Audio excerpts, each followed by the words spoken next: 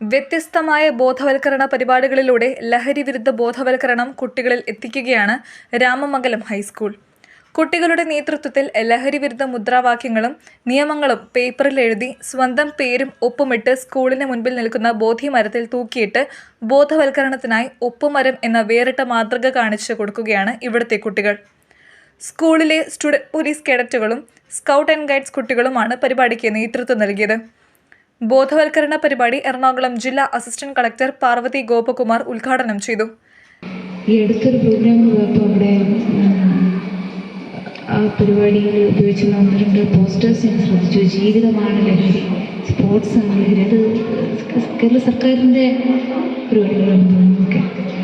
അങ്ങനെ ലഹരിക്കെതിരെ നിങ്ങൾ കൂട്ടുചേർന്ന് ഇങ്ങനെയൊരു ക്യാമ്പയിൻ നടത്തുന്നതിൽ വളരെയധികം സന്തോഷം. ആക്റ്റീവായിട്ട് ജീവിതത്തിൽ പാലിക്കുകയും ചെയ്യുമെന്ന് പ്രതീക്ഷിക്കുന്നു. ലഹരി അതെന്ത് തന്നെ ലഹരിയായാലും വളരെ ടെമ്പററി, കുറച്ച് നേരത്തേക്ക് മാത്രമേ എന്തെങ്കിലും ഒരു റിയാലിറ്റിയിൽ നിന്നൊരു മോചനം ആളുകൾക്ക് കൊടുക്കുകയുള്ളൂ. സ്കൂളിലെ 600-ലധികം കുട്ടികളും അവരുടെ മാതാപിതാക്കളും ക്യാമ്പയിനിന്റെ ഭാഗമാക്കുകയാണ് പരിപാടി കൊണ്ട് ലക്ഷ്യമിടുന്നത്.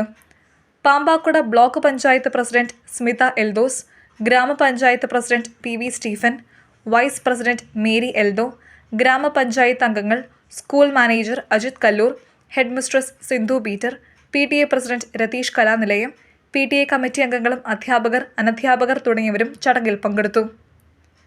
News desk, കൊച്ചിവട്ടം.